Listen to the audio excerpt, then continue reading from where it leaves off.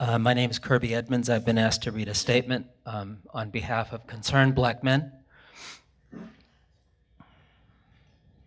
On Saturday, August 9th, 2014, two 15-year-olds were riding their bikes home when they noticed a vehicle was following them.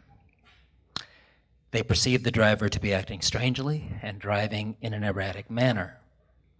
They became frightened when the car persisted in following them. They called home and were instructed to rush to their grandmother's house that was nearest to their location.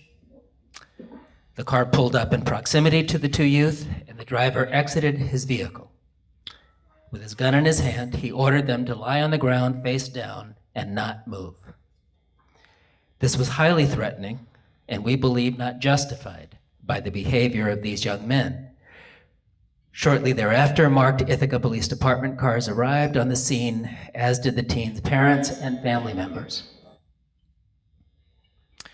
The young men had no way of knowing that the driver of the car was an Ithaca police officer. He was out of uniform and in his private vehicle. When the parents asked why their sons were targeted, they were told the two teens seemed suspicious. The two 15-year-olds were released to their parents as it was determined by the police that there was no good reason to detain them. We believe the treatment of these young men was highly improper and could have led to bodily harm. The behavior of the officer raises in Ithaca the specter of bodily harm to African American males that we see tragically taking place not only in Ferguson, Missouri, but in communities throughout the nation.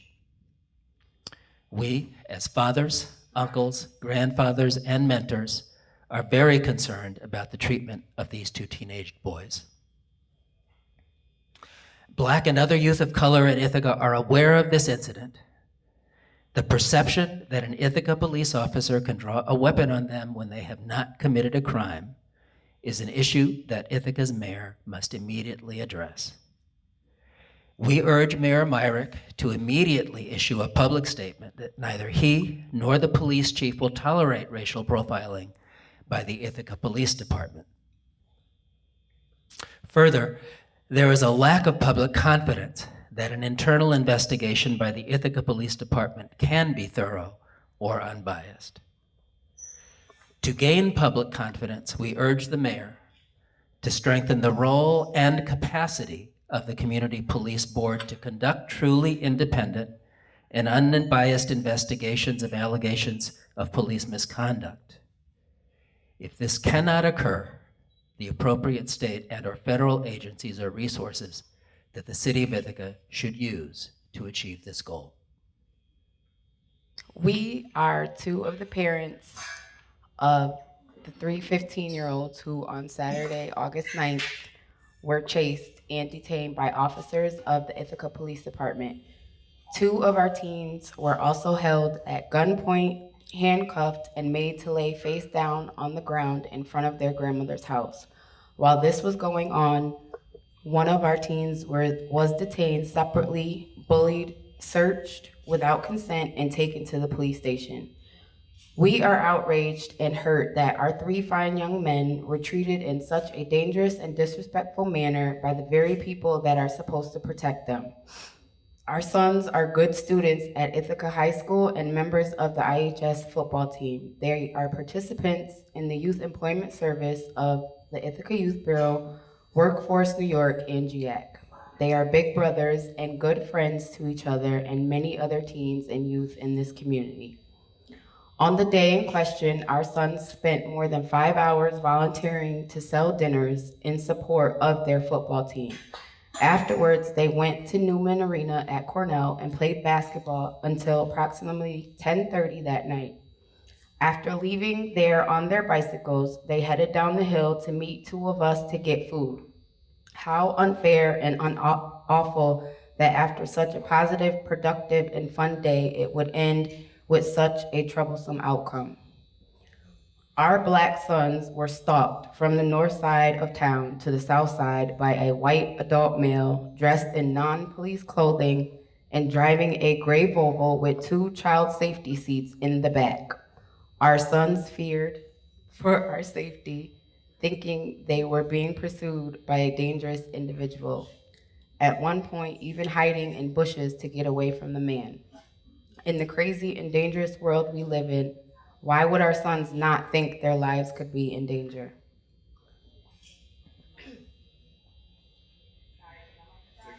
Take your time.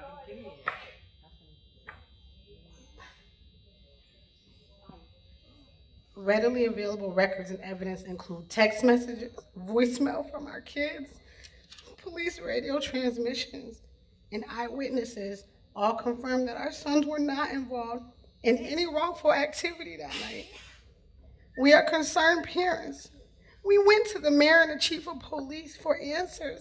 Not only did we not get any answers, we received broken promises. We were promised a full, transparent investigation, which would easily have revealed our son's whereabouts and lack of involvement in any criminal activity. Instead of the answers to our questions, we have read a series of misleading statements that cast doubt on the credibility of our children, ourselves, and our family. Arsonists? No. Criminals? No. Teenage students? Yes. Athletes? Yes. Valuable members of the community? Yes. They are young men of color with dreams, goals, and very bright futures ahead of them. This is how we know and see our sons, and many other people in the community do as well. We vow not to let members of the IPD or anyone else harm or discredit our sons' characters, reputations, and names. Our children deserve much better, as does every single child in this community. We demand and expect justice. This is not fair.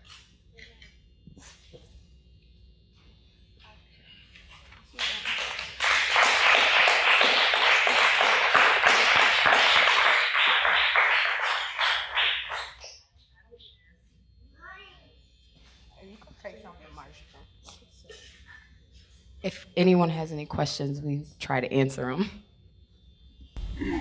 So was this just plain racial profiling or something else or what? We have never came forth and said anything about race. That was never our first concern. Our first concern was, why were our kids stalked? Why were they followed? And why were they chased and accused of doing something they never did? They were coming from home because they were allowed to be outside, because this is the permission that we as parents give our children because we trust them.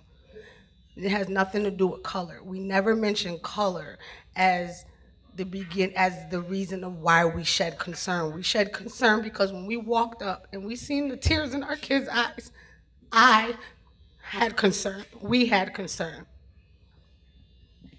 And the fact that the excessive force that was given to them when they clearly stated they were 15 and in front of their grandmother's house.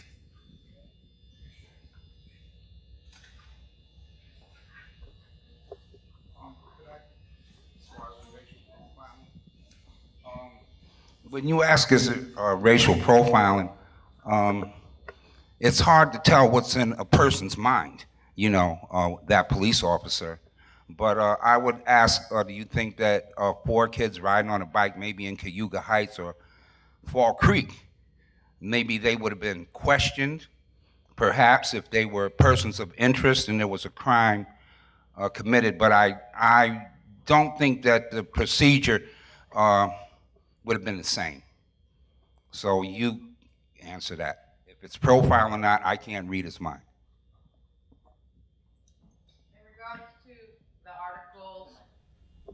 In regards to the articles printed about the non-cooperation of the families and the youth, were you made to feel that your children were suspect of having committed a crime, which is why you withheld any statements until you knew that that would not be the issue?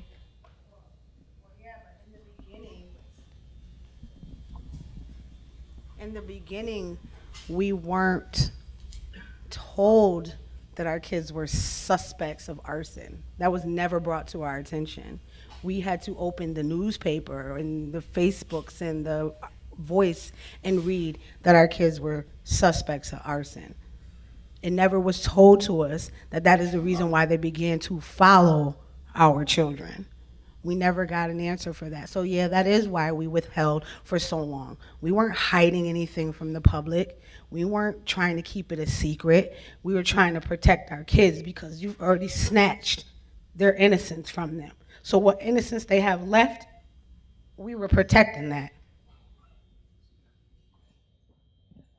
The parents were told after we met with the mayor and the police chief that within 2 days, Deputy Chief Townsend, who investigates the police department, answers to the mayor, was going to set up a meeting with the kids and interview them in regards to the police officers' behavior that evening. What ended up happening is a juvenile detective contacted the caregivers and wanted to meet with the kids about an arson. It was very different from the conversation we had with IPD. And so people felt that it was in the kids' best interest not to meet with a detective from IPD to discuss an arson or where they were, because the promise was that they would speak to Deputy Chief Townsend, who was responsible for investigating the police department, and that didn't happen. We did not know that this case was or closed or the investigation was finalized until last night when we read it. And my whole thing is, how do you investigate? I was always told that there's 3 sides to a story. Theirs, yours, and the truth. And how can you close an investigation if you never got the other side of the story? And I don't like the fact that not only has Ithaca Police, but even the mayor has, I just lost my train of thought. I'm so sorry. Give me a second. I got it. Yeah.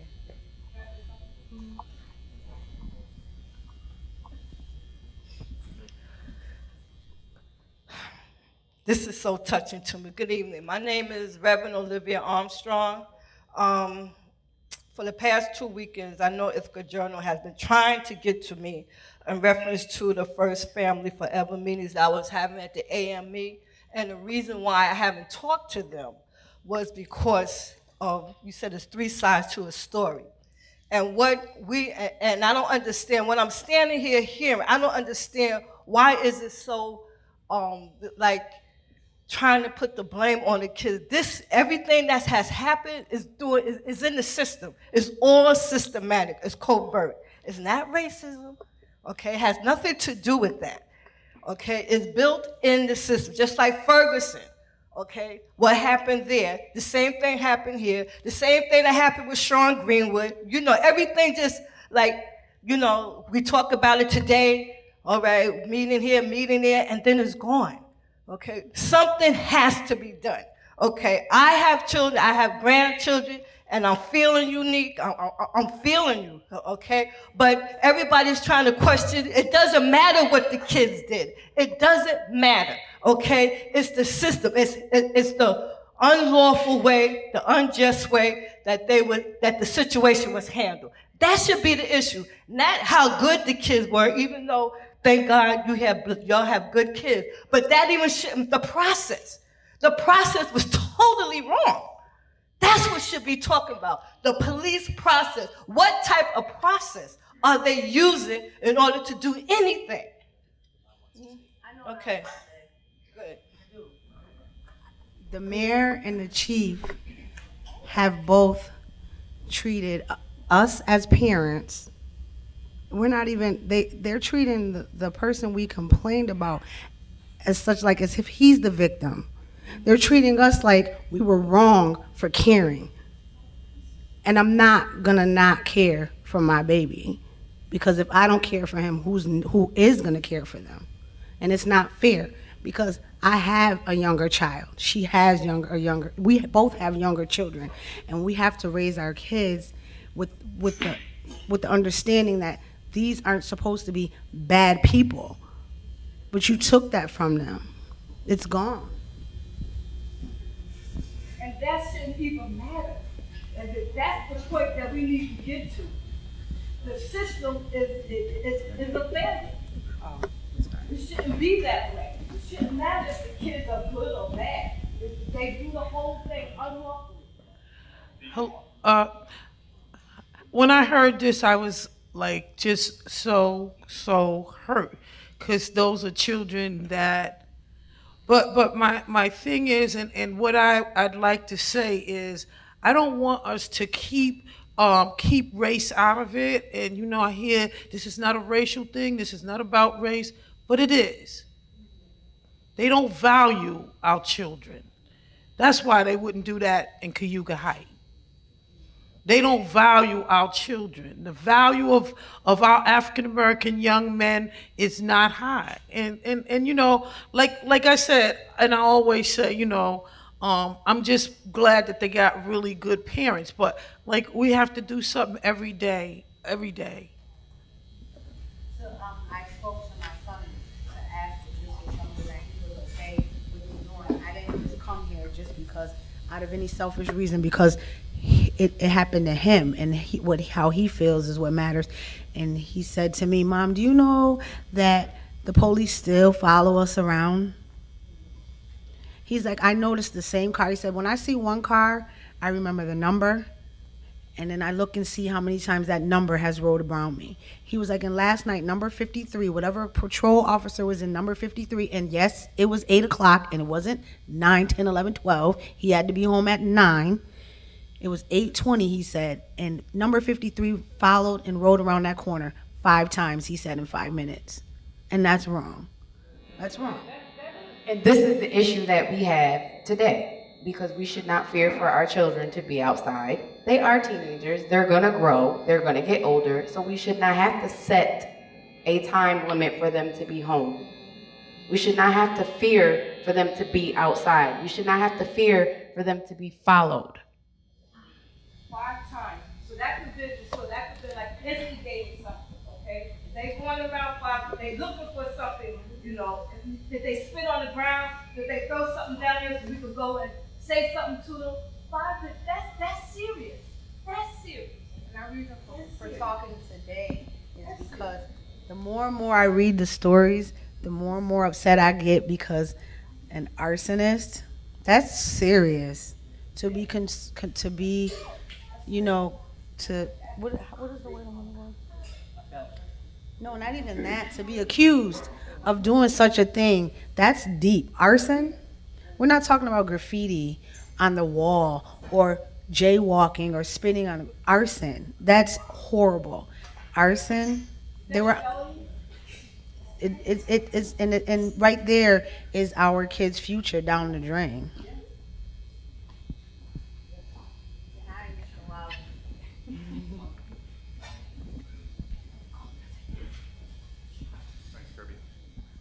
I just wanted to let the audience know that I had the privilege of attending a forum at AME Zion Church where you spoke briefly, and I was very struck by where you were coming from. You asked some very pointed questions that were direct questions that apply to life here in the city of Ithaca. You said, where were the police officers at the GIAC finals tournament basketball game? Why don't the police officers have interactions with the community? There was a time, you pointed out, when they did. There were always some police officers there. There was a community police force in place. And what you so insightfully pointed out was, when that kind of thing happens, then they know your children. They know them by name. They know your family. They know where you live. And this kind of thing doesn't happen when there is that level of community police interaction. As opposed to the current them against us mentality that we see not just in Ithaca, but nationwide. And I just wanted to indicate my respect to you for those very pointed and insightful questions.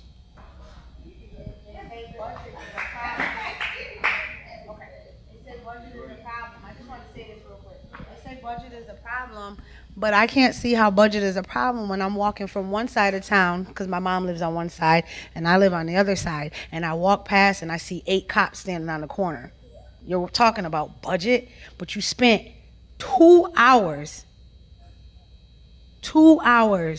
harassing my son and his friends. Where's the budget? If you could spend 2 hours on following somebody around, come on now. It's just it's so unreal to me. And then they say, and the part that's mind blowing is, you want to say our kids are being looked at for arson, but you don't even announce the fact that you have someone in custody for this. So what was your real reason for why you filed this? And that's the only reason why we went to the chief and the mayor, because we wanted answers, and I feel like we still deserve them. And in my book, an investigation was not done. We have 5 minutes. Yeah. How do you feel about the response to the mayor that there's no bias when dispatch recordings have the usage of the word MOOC? You read it. It was. What do you guys think of the mayor's proposed reforms? Police body cameras. They're all good ideas, but let's see if they really follow through. And they're all good ideas. Exactly, they're all good ideas, but don't clean up. Don't try and find a way to clean up your mistake. You made a mistake. You didn't investigate. You haven't investigated. So don't try and find a way to clean up your mistake.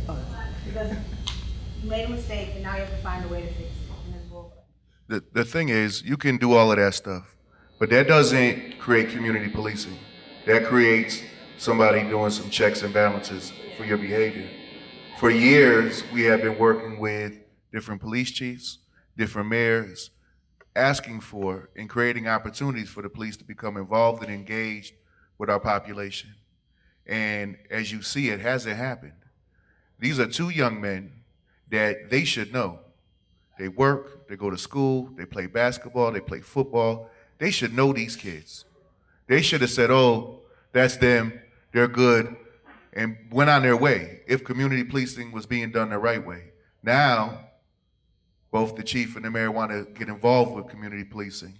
We've been asking for that for years.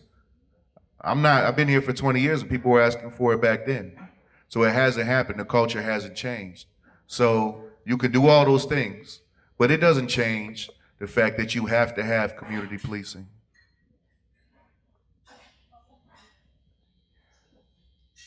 What I was going to say about that issue is that all of those plans make a lot of sense. They start to make a difference a year from now. There are a lot of children living in the community that are actually experiencing, as we speak, the consequences of an incident that happened last week. And none of that will happen fast enough to address those concerns.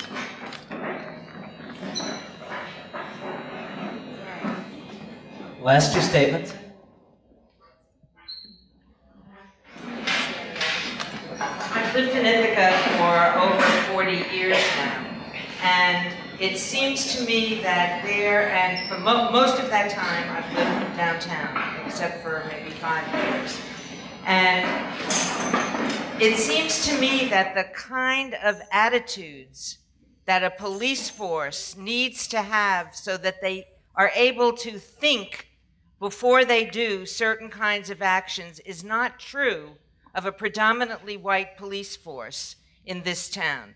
So if they are looking for somebody who has ostensibly committed a crime, a low-level crime, I'm not talking about your sons, okay? A low-level crime, a shoplifting crime, just 1 second, and they decide to make that arrest in front of elementary school children, where the people who supposedly committed that crime, I have no idea if they did or not, okay, are not armed, are not dangerous, and you have an entire playground of young children freaked out by the fact that the cops are circling around and stopping a car. And then you have an off-duty policeman driving the family car, flashing his lights on and off, where any reasonable child would have been told by his or her parents, get out of there.